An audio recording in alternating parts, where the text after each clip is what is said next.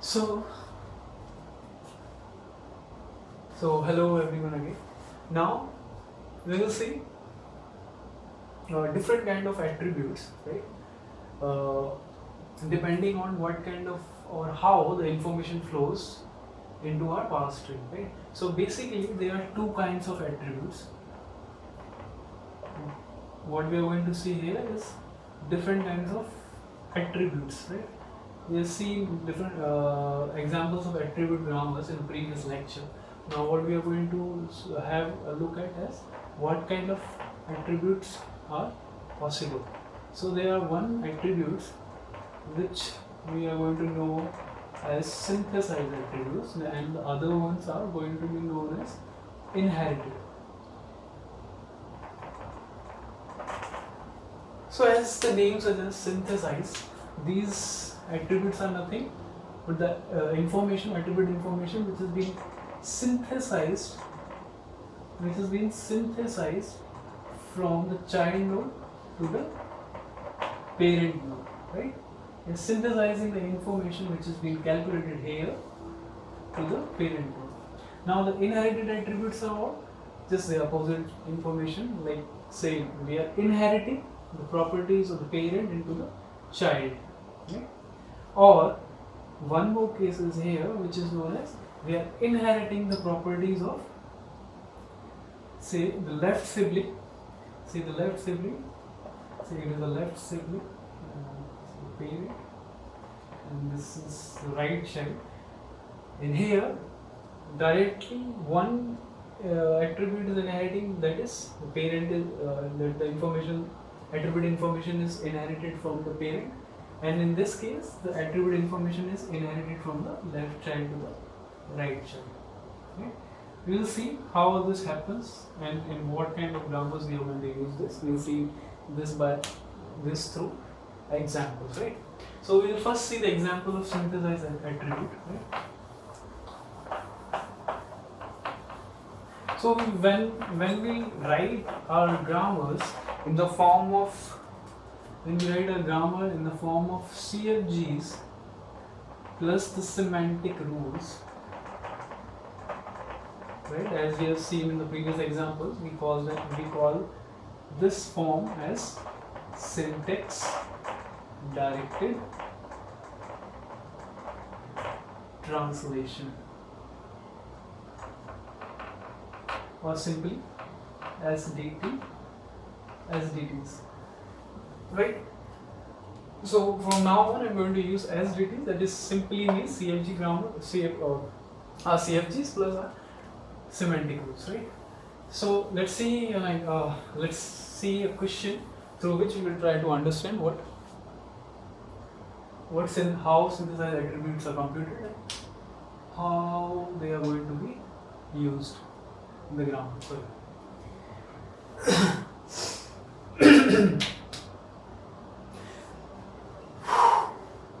So let's see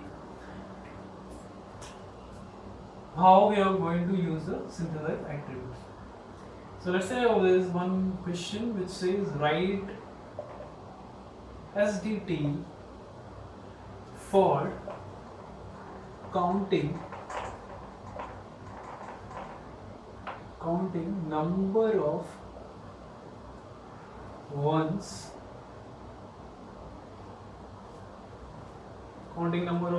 in a given binary number. So this is the question which is given to us.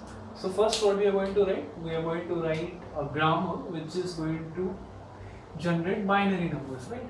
And then we are going to implement, or we are going to impart our semantic rules, right, for making SDT for computing the number of ones in the grammar.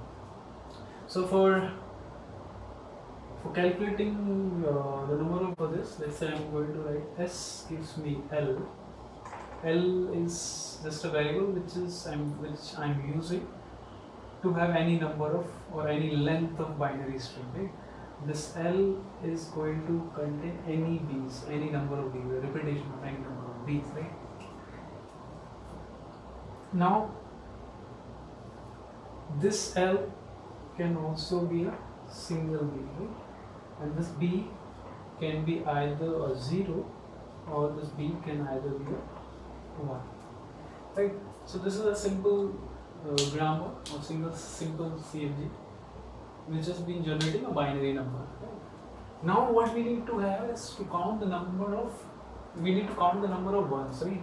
So what kind of type or attribute information I'm going to use here is, say I'm using a variable or a attribute as count. Right? So here I'm using B count.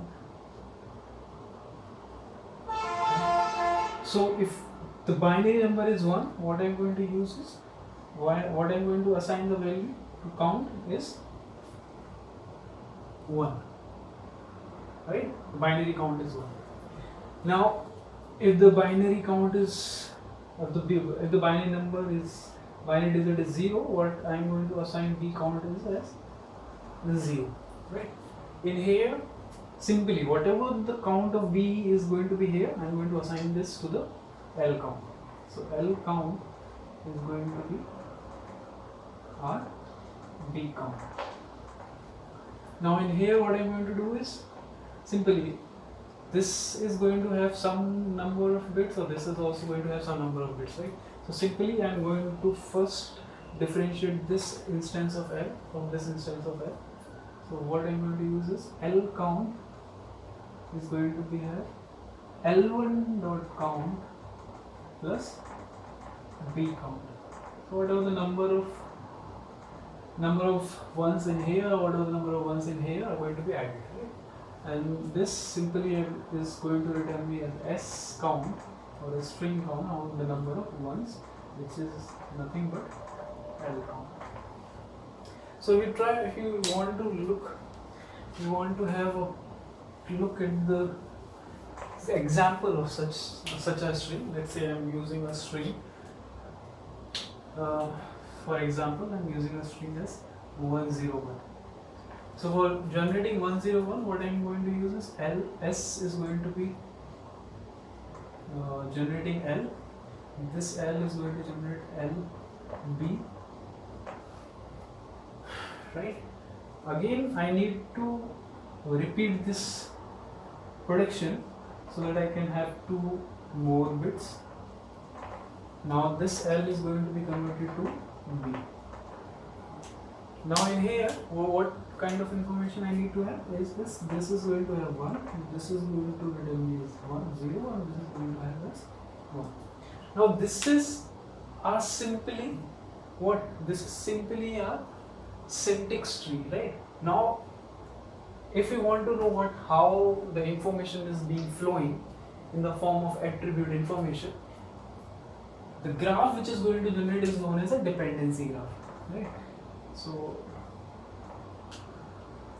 I'm going to use a different color pen here to differentiate between 2 graphs. Right? So what kind of information is going to pass from here to here is the one, whenever B is 1, the information which is going to be passed from here to here, you can clearly see the child, from child I am passing the information to the parent, right? So this is synthesizing information from its childhood. And what kind of information I am passing? That B count is equals to 1, right?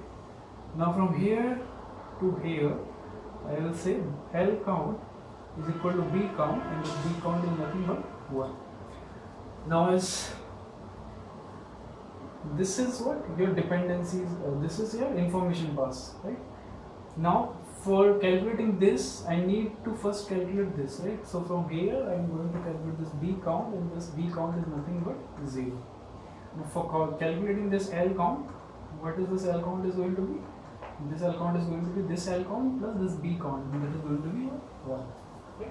So calculating this L count, I need to count this first. So this B count is going to be 1, that means going to be 1, right? Now for calculating this L count, simply the information is being passed from here to here, right? These dependencies are there.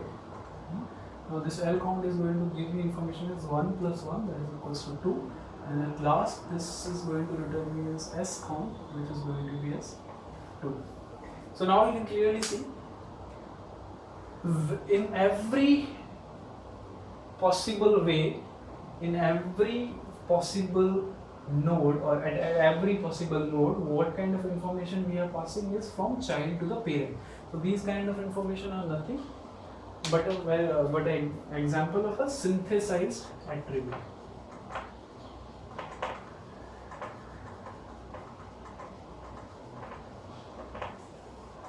Right? So in this way we are calculating the number of ones from this grammar and using what kind of attributes? As a synthesized attributes. Right? Now we will see a different example where we are going to use inherited attributes. Right? So I'm not saying that you need to use only synthesized attribute in a grammar, or you have to use only inherited attributes in a grammar. You can use both type of information or both type of attributes in a grammar, and depending on that there is a class of grammars we are going to see. So there are two classes of grammars that are known as S attributed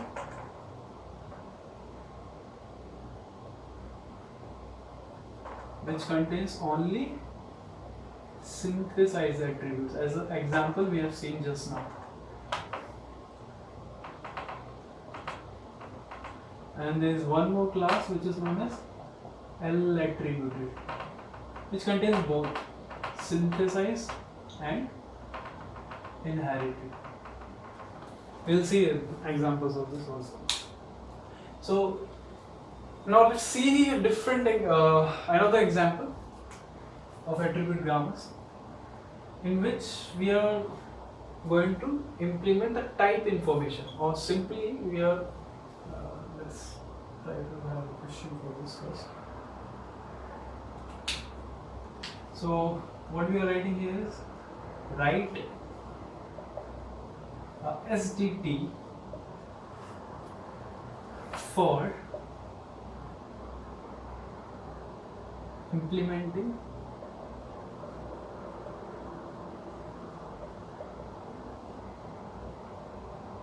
type information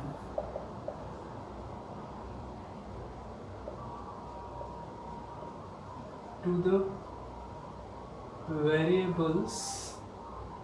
the variables declared. So what I am going to use, I am going to write a grammar for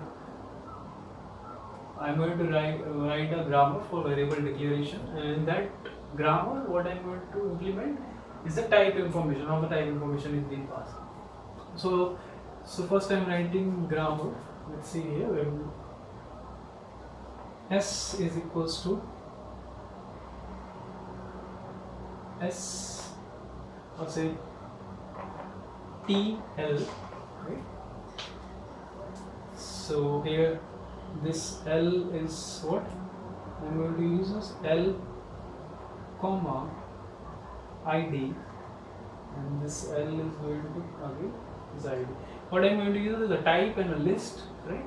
This list is again going to be a list of identifier and an identifier, and again I am adding this list as an ID. And this T can be what? This T can be either an integer, this T can be either as a, I am writing as a float.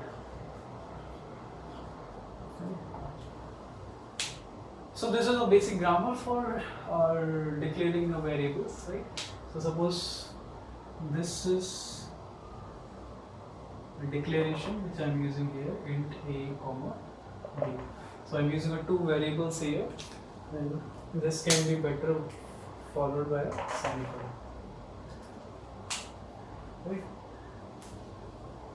So now what I am going to use is what I have to implement is that I have to type these a and b as a type of integer. So how this type of information is going to be passed, right?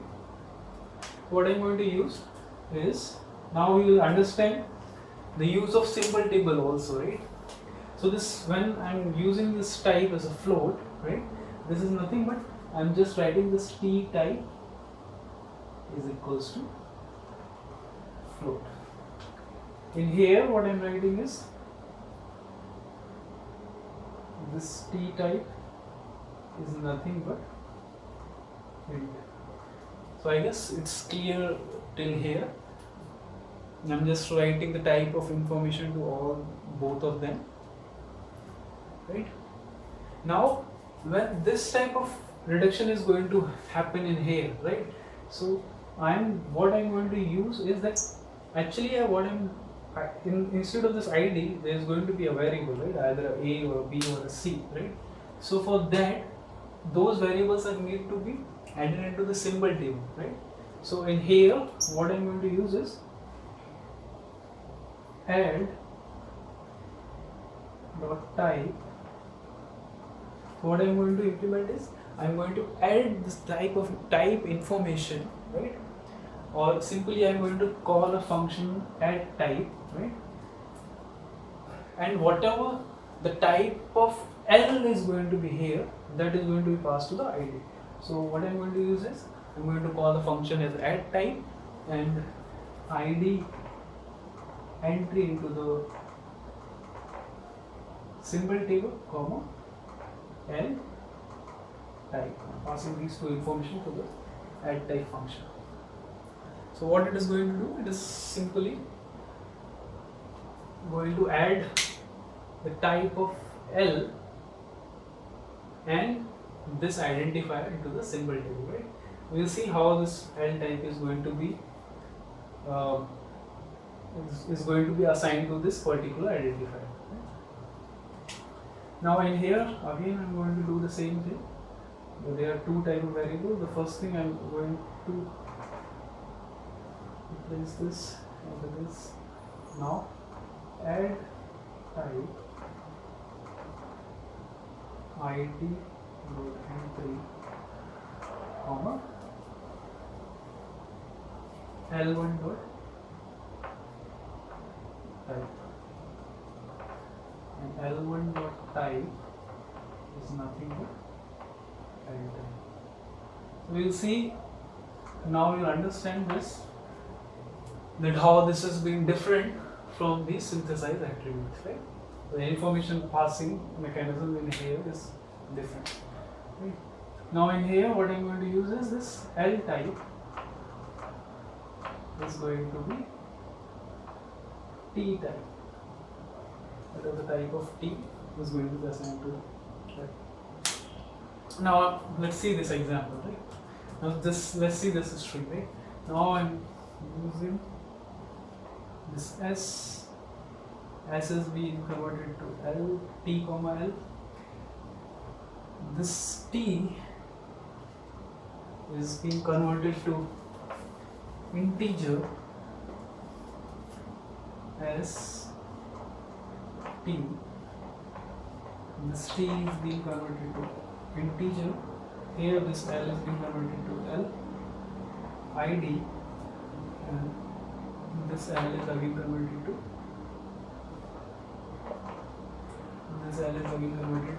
ID. Now these identifiers, as we can see, these identifiers are nothing but this one is A and this one is B. Now you will see how the information is being flowing in this. You will be seeing the dependency graph of this. Now first, when we will come to this integer, what kind of information is it passing? It says that T type is equals to integer. So the information is being passing from here to here. This is the flow of the information, right? Now from here I'm going to here, right? Once I'm coming to this TL, what I'm saying here is the L type. This L type is being passed the information of this T type. So as I told you, what kind of information this is? This is passing as being inherited information, right? So this L is inheriting information from his left sibling, right? T type is equals to integer. L type is equals to integer, right? So from here, the flow of information is flowing from this to this way. Right?